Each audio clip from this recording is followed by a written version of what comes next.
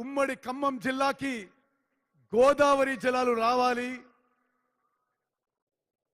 ఇక్కడ పంటలకి గోదావరి నది నీరు ఉపయోగపడాలని చెప్పి ఈ 10 నియోజకవర్గ ప్రజలు ఎన్నో దశాబ్దాల నుంచి తరాల నుంచి ఎదురు చూస్తున్నారు.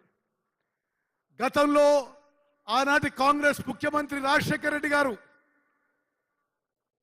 ఇందిరా రుద్రమకోట అనే ప్రాజెక్టు, రాజీవ్ లిఫ్ట్ అనే ప్రాజెక్టు 4 లక్షల ఎకరాలు ఖమ్మం ఉమ్మడి ఖమ్మం జిల్లాలో 4,000 కోట్లతో మొదలుపెట్టి 2,500 కోట్లు ఖర్చు పెట్టిన తర్వాత బీఆర్ఎస్ ప్రభుత్వం వచ్చింది.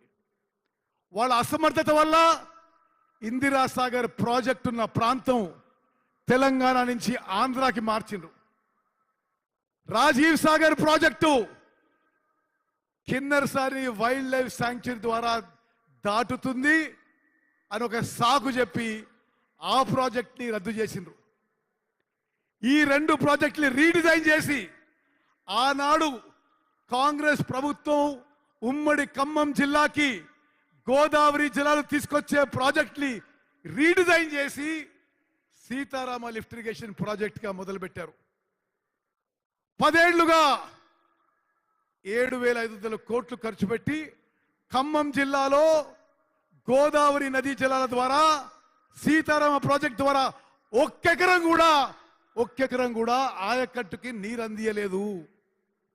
ఈరోజు ముఖ్యమంత్రి రేవంత్ రెడ్డి గారు, ఉప ముఖ్యమంత్రి బట్టి విక్రమార్క గారు, మీ జిల్లా మంత్రులు తుమ్మల గారు, పొంగులేటి గారి నిరంతర ఫాలో అప్ ద్వారా వారి సలహా మేరకు ఉమ్మడి ఖమ్మం జిల్లాకి ఎంతో ఉపయోగపడే సీతారామ లిఫ్ట్ ఇరిగేషన్ ప్రాజెక్ట్ని ముందుకు తీసుకుపోయినాం.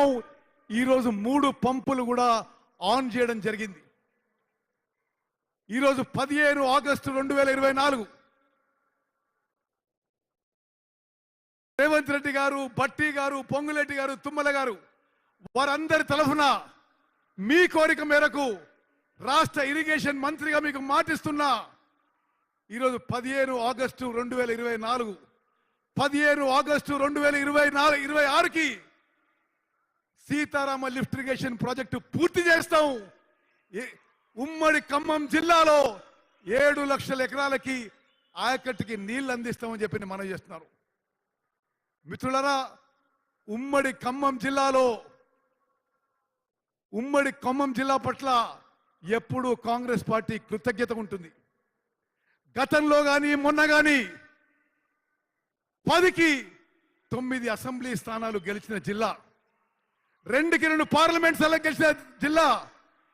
నేను పక్కనే కోదాడులో 6 సార్లు ఎమ్మెల్యేగా ఎంపీగా ఉన్నా. ఖమ్మం ప్రాంత ప్రజలతో ఎంతో ఆత్మీయ సంబంధం ఉంది. ఇక్కడ కాంగ్రెస్ కార్యకర్తలు ఒకనాడు కమ్యూనిస్టుతో అయినా, ఆ తర్వాత తెలుగుదేశం పార్టీతో అయినా, ఆ తర్వాత టీఆర్ఎస్తో అయినా వీరోచిత పోరాటం చేసి ఖమ్మంలో కాంగ్రెస్ జెండా ఎప్పుడు ఎగరేసిన వీకు మనస్ఫూర్తిగా అభినందనలు, నేను శుభాకాంక్ష